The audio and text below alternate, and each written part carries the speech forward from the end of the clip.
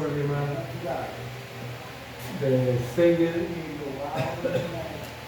y Simbala. Segel y Simbala. En la tercera edición,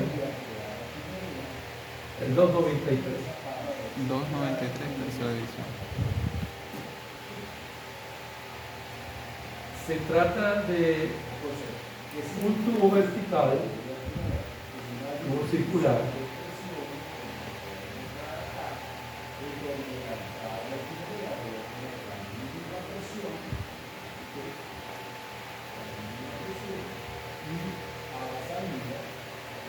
dentro del cual hay un cilindro. Voy a exagerar la separación entre el cilindro y las paredes del tubo. De masa M.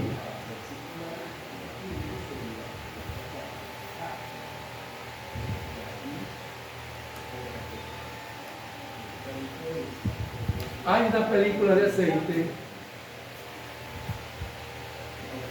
en la pared interna del cilindro que ocupa justamente el espacio, perdón, la pared interna del tubo que ocupa justamente el espacio entre dicha pared y el cilindro.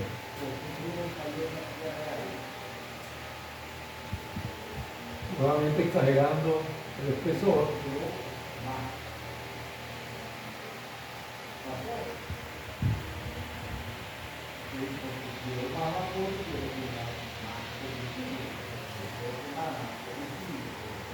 Esa película es caracterizada por un valor de la viscosidad.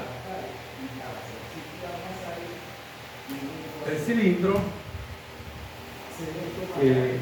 cae, porque eso es lo que pasa, cae a lo largo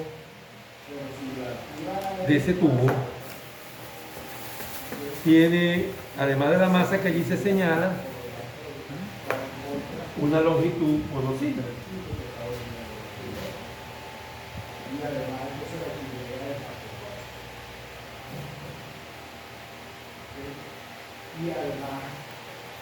La película tiene un espesor radial también conocido. El cilindro, además de la longitud, tiene también el diámetro conocido.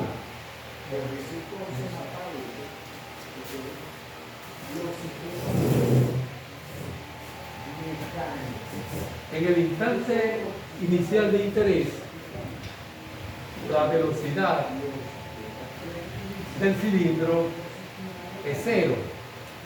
Y desde allí vamos a comenzar a medir X. Porque X es la longitud o la coordenada axial. Y R, por supuesto, sería la coordenada radial. Otra vez, Radial. Sí, radial, un tubo circular. Nuevamente estamos en presencia de una situación axisimétrica.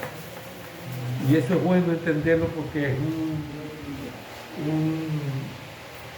un estado de cosas desde el punto de vista geométrico muy común.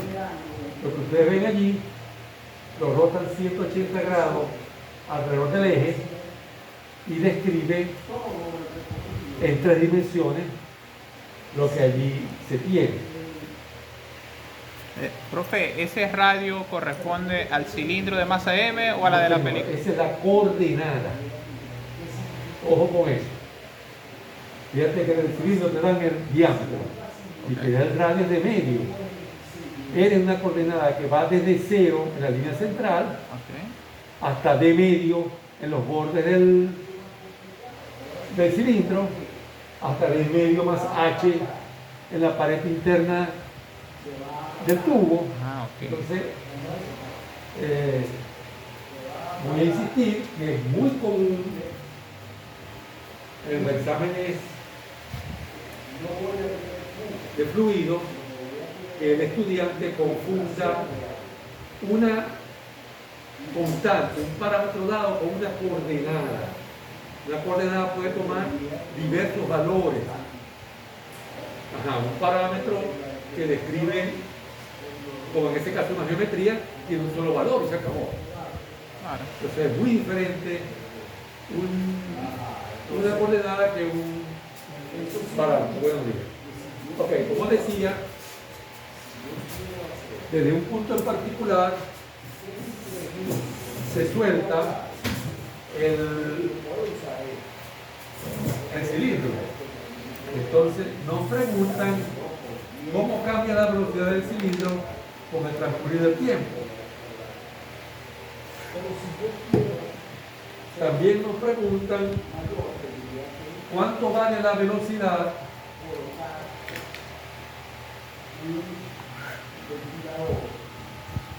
para un tiempo muy grande. Y por último, ¿se podrá usar esto como un discosímetro?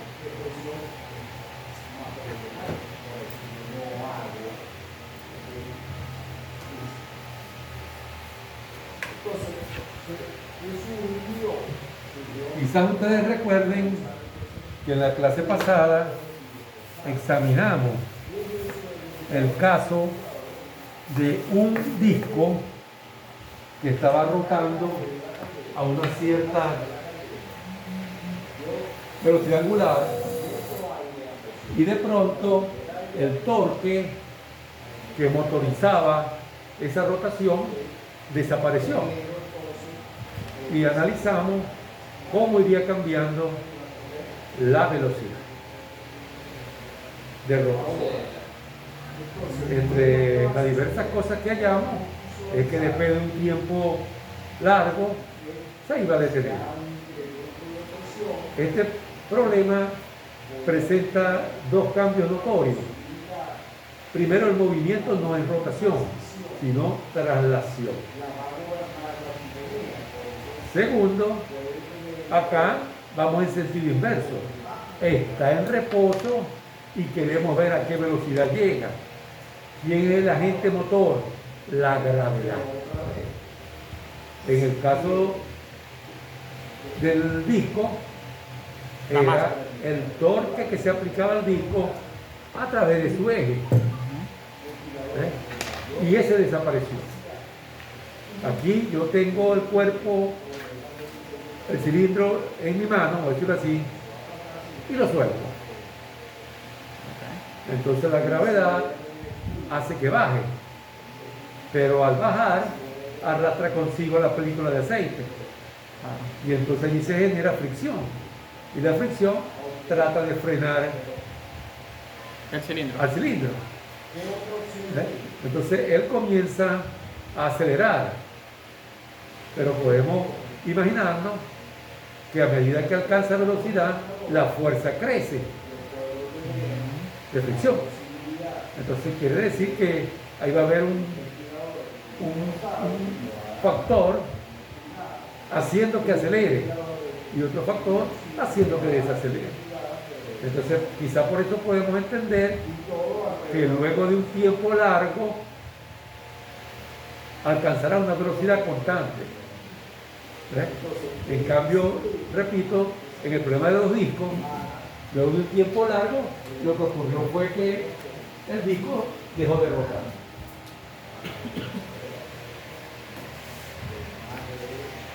En el problema anterior, la clave es la aplicación de la segunda ley de Newton. En el problema anterior que acabo de mencionar, se aplicaba un disco rotando. Entonces aplicamos, vamos a llamar así, la versión que relaciona torque con aceleración angular. Acá es traslación. Entonces vamos a aplicar la segunda ley en la versión que relaciona fuerza con aceleración lineal. En otras palabras, F igual a vectorial. Donde F es la fuerza neta. Y acabo de decir que hay dos fuerzas actuando sobre el disco, el cilindro. Tu propio peso y la fricción ejercida por la película de aceite. Realmente hay tres fuerzas, porque arriba y abajo hay aire. puede ser atmosférico, pero se supone que al moverse ese cilindro debe haber algún tipo de movimiento de aire. No nos vamos a meter en esa profundidad, pero debe haber. Por eso no va a ser una cosa del otro mundo. O sea, la diferencia de presiones que puede haber arriba y abajo, pues ese movimiento es insignificante. Ok. Entonces, segunda ley de Newton, en X, que es la coordenada vertical, en este caso, positiva hacia abajo. Entonces, actúa el peso mg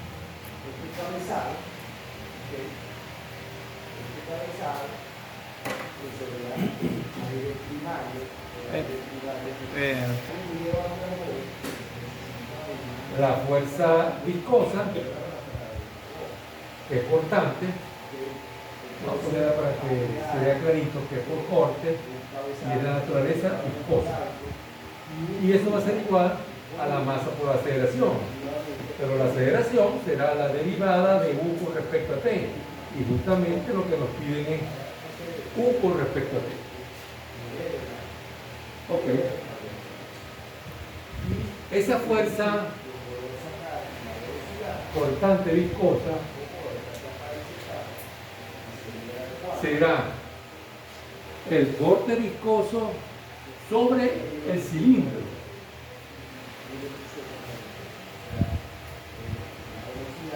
Por el área bañada por la película.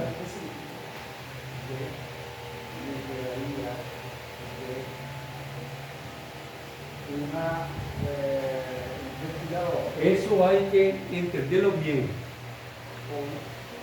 Si yo estoy calculando una fuerza debido a un esfuerzo, el área en cuestión debe ser aquella sobre la cual o donde existe el esfuerzo. Voy a poner otra área.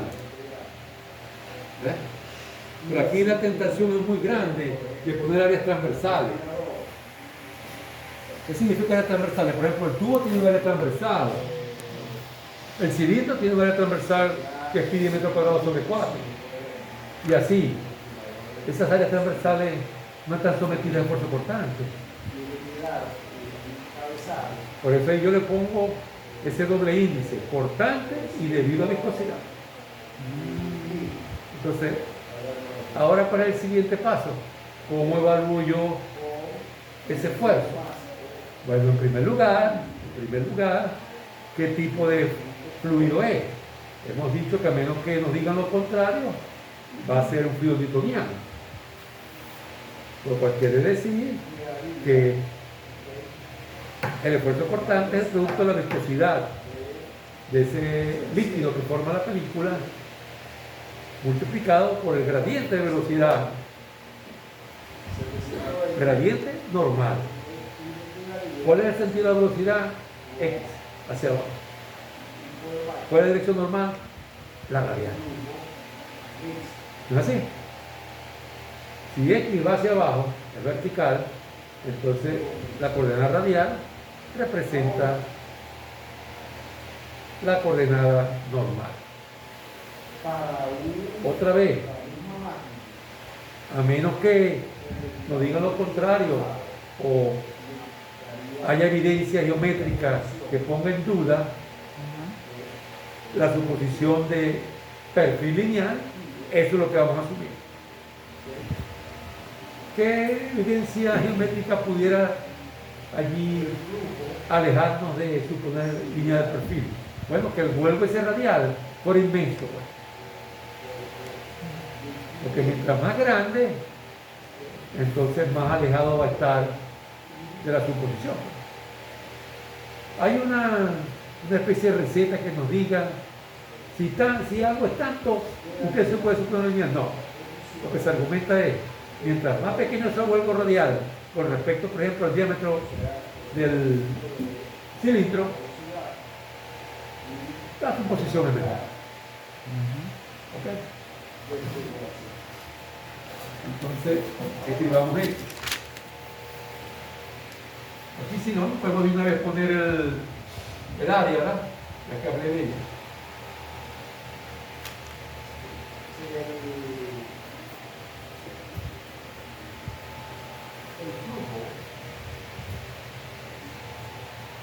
Ahora, fluido newtoniano, lo que dije en primer lugar.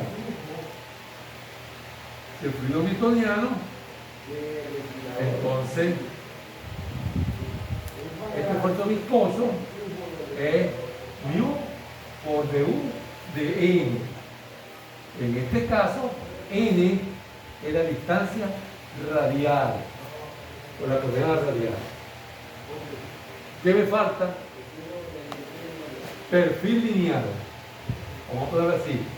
Si h sobre d medio, que es el radio del cilindro, es mucho menor que 1, entonces el perfil de velocidad en la película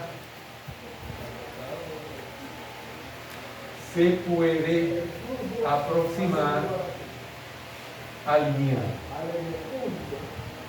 Vamos a mostrar eso claramente.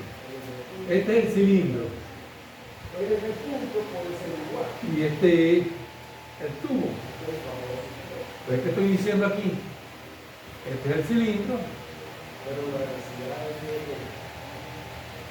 y este es el tubo. ¿Qué velocidad tiene el punto de la periferia del cilindro? Lo que estoy llamando 1. ¿Qué velocidad tiene el punto en la pared interna del tubo? 0. Pero lo que estamos diciendo es que aquí vamos a suponer lineal.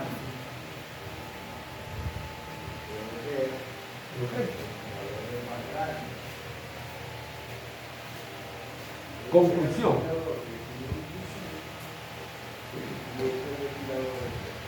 Ese esfuerzo cortante será mu por u menos 0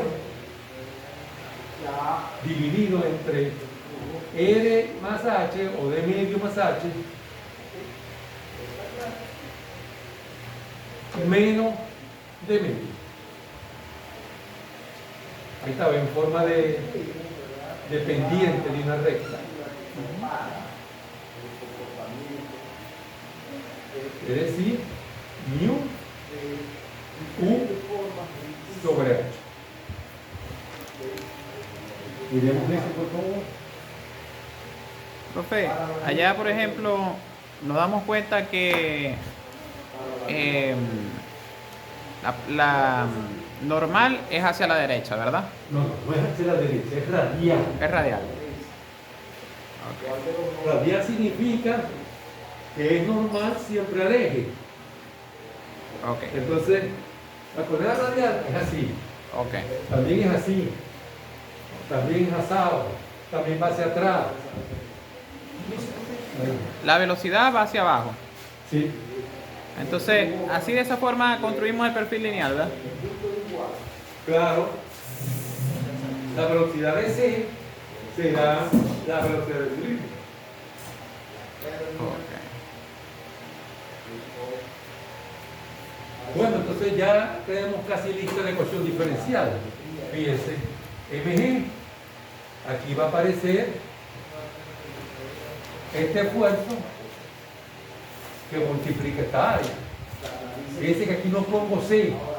Si es lineal, no importa si estoy en C, estoy en T o estoy en un punto intermedio, el gradiente es uno solo. Porque una línea recta tiene una sola pendiente. Si por ejemplo eso fuese una curva, la pendiente en C no tiene por qué ser igual que la pendiente en T. De donde quiero yo la derivada, el gradiente, es en C. ¿Y por qué lo quiero allí? Porque estoy evaluando el esfuerzo sobre el cilindro ejercido por la película. ¿Ok? Entonces, recuerden, solamente el esfuerzo es constante cuando el perfil es lineal. Porque la pendiente de una línea recta es única. Pero cualquier otro tipo de curva tiene una pendiente que es variable. Esa es otra virtud, vamos a decirlo así, de la suposición de perfil lineal. Profe, una pregunta, el fluido que está dentro del cilindro, ¿cuál es? Dentro del cilindro, dentro del cilindro no hay ningún fluido, Ah, ok, está bien. solamente la película. Ok, Ese es un cilindro, puede ser hueco, puede ser sólido, es irrelevante. Alrededor del cilindro hay aceite, pero Sí. dentro del cilindro no hay nada. Eso es correcto. Es O sólido. sea, dentro del cilindro puede haber cualquier cosa, pero no nos interesa. No nos interesa, no. ¿Dónde está la información de lo que está dentro del cilindro? En la masa. Porque del cilindro lo que nos interesa es el peso. Por eso yo necesito la masa. Ok. Entonces, como dije, armemos la ecuación. mg menos pi de L mu 1 sobre h igual a m de u de t.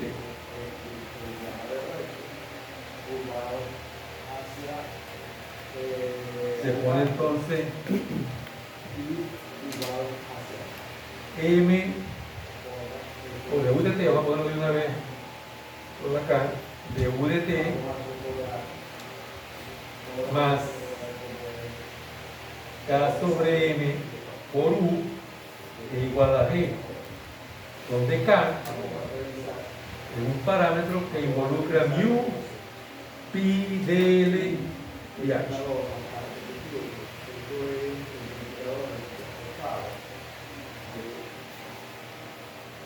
Esa es la ecuación que hay que resolver.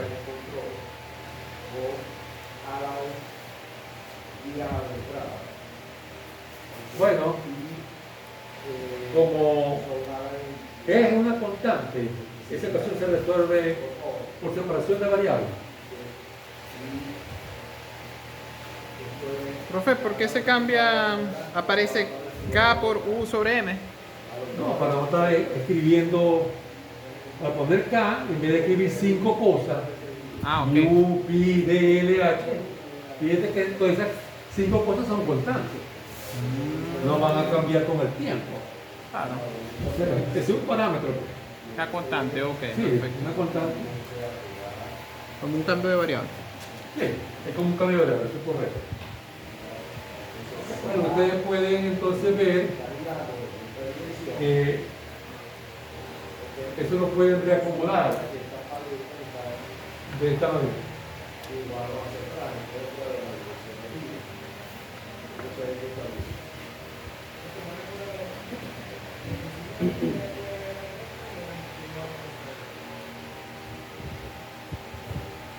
Esta ecuación la pueden reacomodar así, porque la derivada o diferencial de g es 0, porque g es una constante. Entonces va a quedar lo mismo. Y ahí está la variable separada. Bueno, entonces voy a poner simplemente la solución. Bueno, vamos a poner la integral. Esta integral va a ser de 0 a t, y esta integral es desde u0 hasta u igual a 1.